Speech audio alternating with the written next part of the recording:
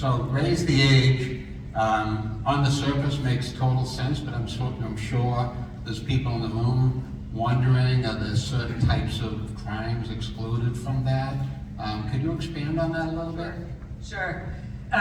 We raised the age to 17 a few years back, and people were very concerned about doing that and concerned was there enough space. What this would do is if a young adult commits a crime, instead of going to adult prison, if they are up to that age, 17 or 18 hopefully at least, they would be referred to DYS, the youth system for education, continued rehabilitation, for social work, and not to the adult prison system. They would be given the opportunity to rehabilitate, to get educated.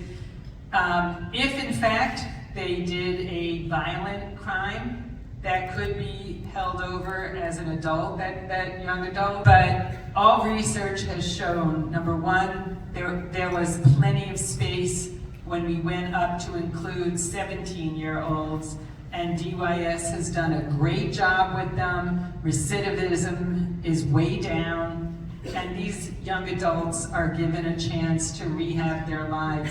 If they go into the adult system, they end up with an adult record, and that's what I was referring to, that can be used against them, so they would not very possibly be able to obtain a loan for education, to further educate themselves, to buy a house, buy a car, get a job. It shuts down so many opportunities.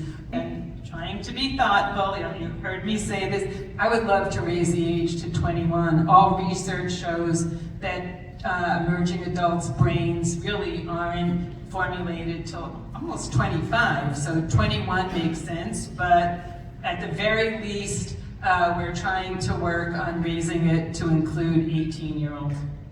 Well, great, thank you. And I want to follow up on some of your comments about education, cradle to career. Certainly one of the top priorities for the business community in terms of meeting the workforce needs of today and tomorrow in the Commonwealth. You mentioned the Student Opportunity Act, education reform in the 90s. You've been at the forefront of all of this. Important to the business community when those types of initiatives are put forward is accountability. How are we going to know this money is well spent? So I'd like to explore the accountability issue with respect to the MCAS and with respect to this community college proposal. So MCAS on the ballot, may need updating, who knows? But what's your thoughts on that ballot question as it relates to ensuring all of us that the money is well spent, that we know how to measure the results, we know how to target student populations that may need some, interventions. What's your thoughts on that ballot question? Okay, I've given this a lot of thought, actually. As you noted, I ran for the legislature years ago to change the Chapter 70 K-12 education funding formula so that all of our kids got a fair shot. There was adequate funding and there was equity in the funding formula for any area of the state. And so it is really important to me, but accountability is important to me as well. So I cannot, and it's taken a while for me to process and get to this, but I cannot support totally getting rid of MCAS as a requirement without some reasonable alternative.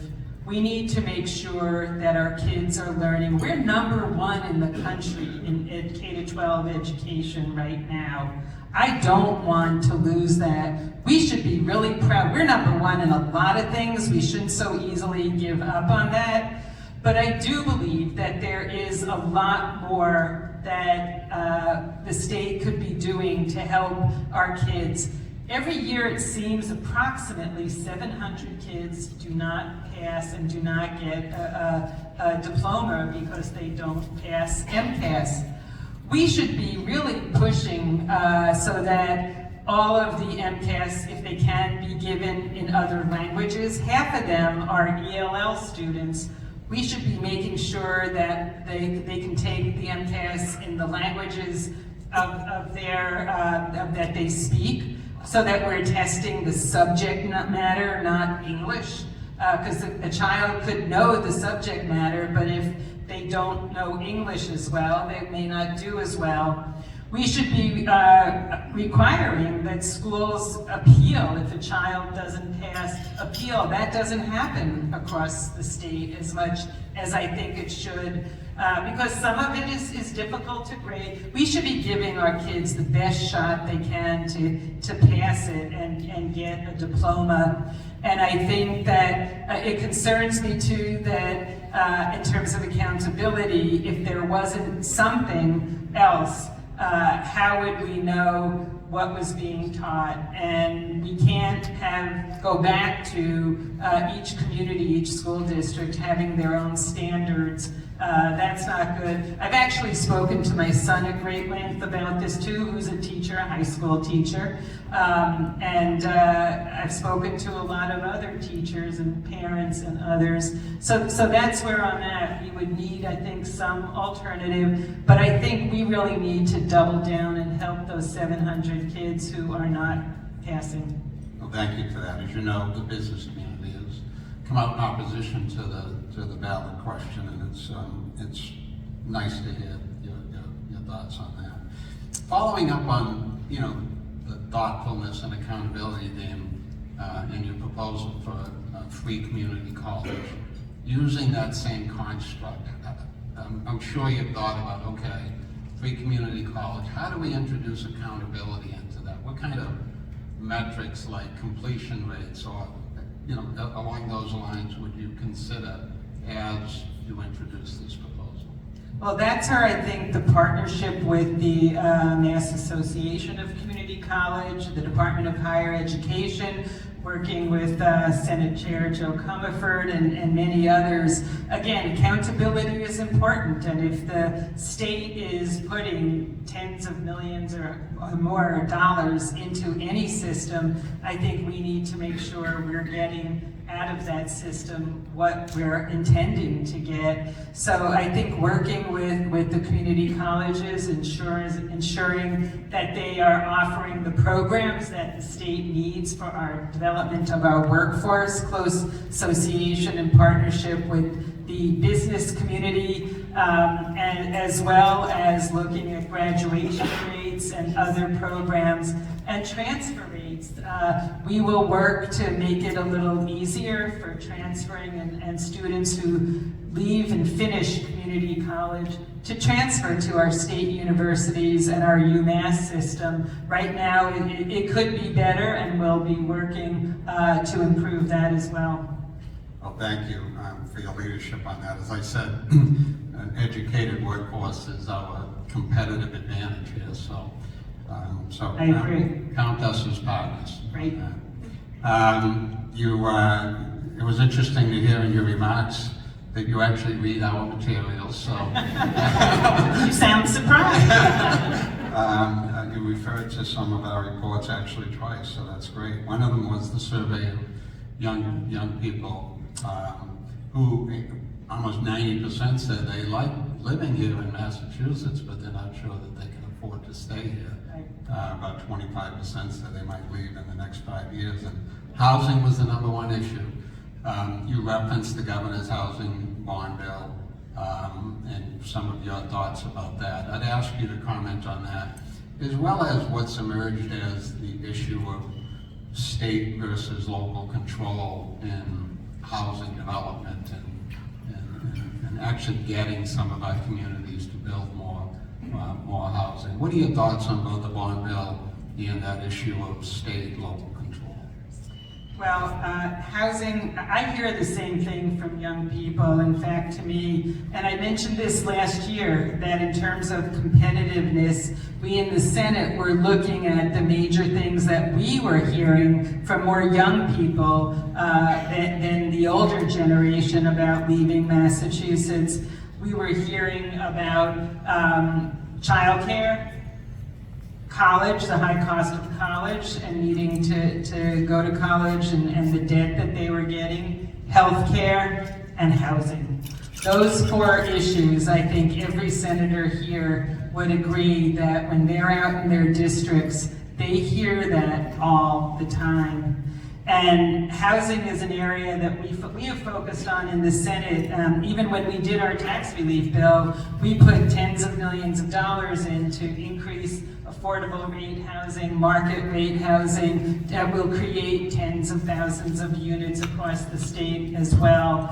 So I think that we need to continue to focus on that. I believe that, as I mentioned in my speech, the MBTA community law, I know it's controversial, but this is another area where we need all hands on deck. Every community has to take a look at what can they do to help increase our housing. And it's the law right now, so I believe that's something that needs to be followed. We are looking at the governor's housing bond bill. As you know, the House will do it first. We'll do it after, so we'll put our mark on it as well. But overall, I think it's a good bill. We'll continue to take a look at it. Okay. Sticking with the issue of working with our cities and towns and shifting to climate change. We already have ambitious climate change goals, net zero by 2020, 2050. Part of that requires us to transform and modernize our energy grid.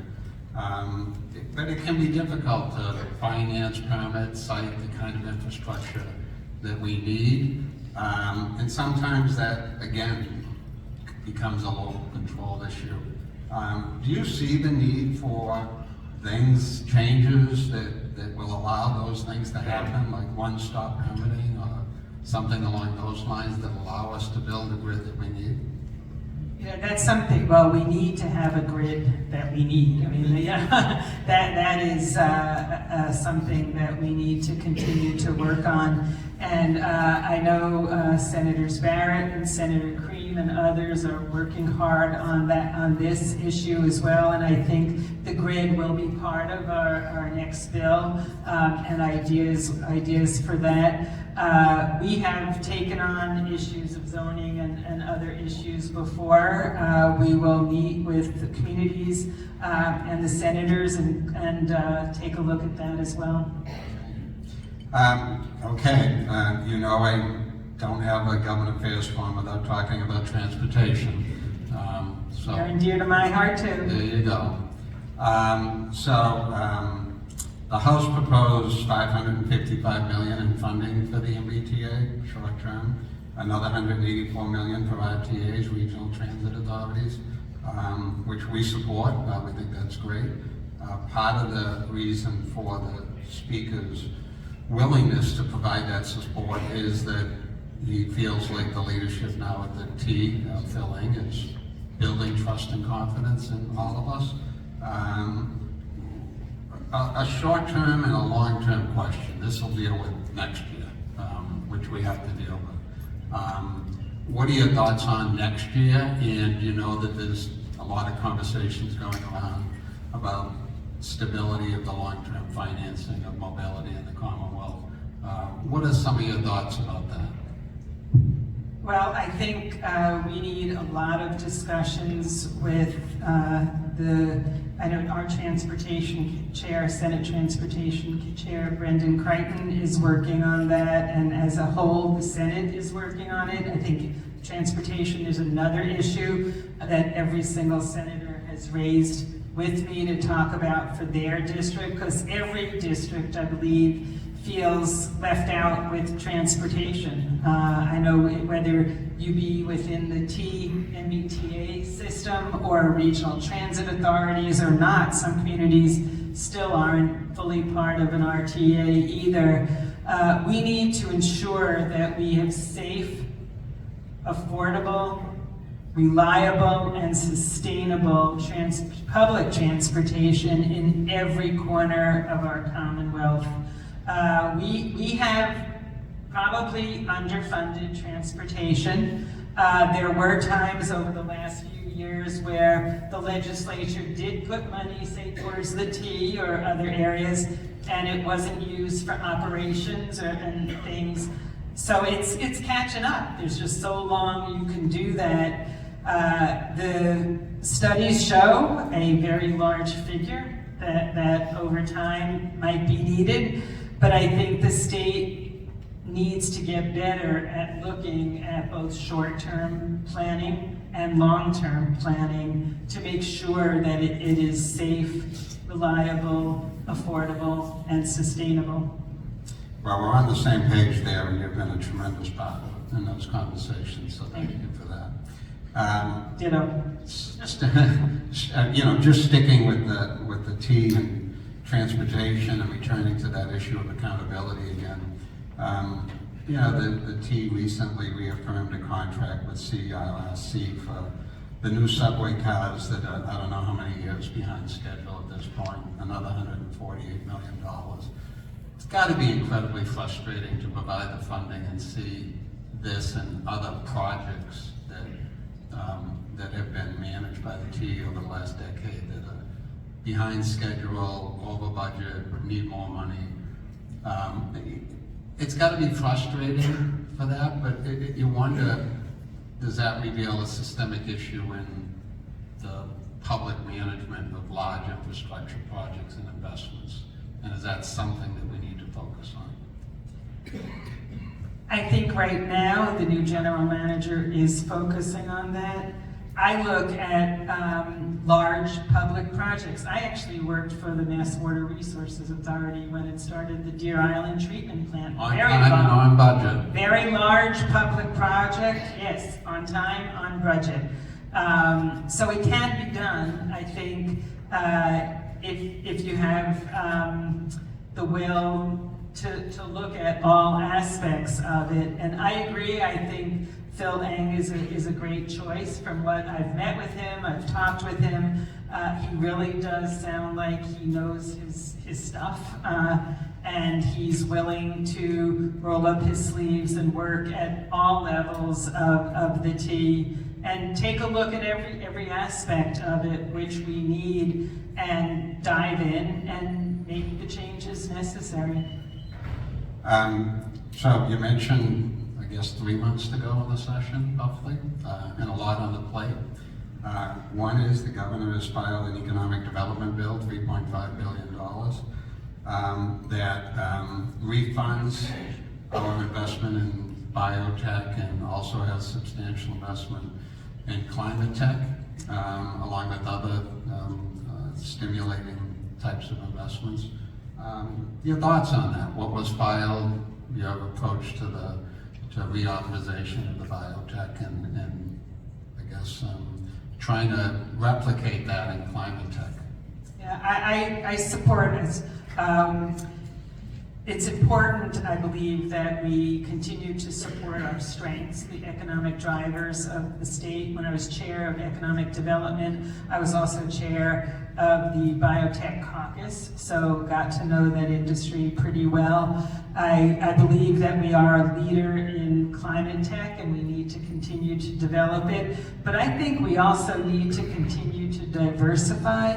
I think really we should be looking at cybersecurity more, which is an area that we could excel at, and I know UMass Dartmouth is working with Mass Bay and some other institutions across the state to develop specialties in that area. Robotics is an area that we have a lot of strengths and we should diversify as well. I think that one of the reasons we have weathered our recessions so well, I think it's intentional, it's not the last few recessions, because we have invested and continue to diversify. Just like if you have a portfolio, you want to diversify, I think the state needs to take a look at other strengths and make sure that we develop those as well. So we're at the end of time, but 3 months, a budget, A lot of time. economic development, housing. Legislatively, that's forever. So have you banned vacations for the next 3 months already? What's a vacation? Well, Senate President Spilka, thank you for your time today. Thank you for the partnership that we have enjoyed over the years and the willingness to dialogue on so many important issues. And as you opened your remarks, your predisposition to action, that means a lot to all of us. Please join me in thanking you. Thank you. I am absolutely thrilled that she says that. What did she say? We will deliver free community college in FY25. That's all I needed to hear today.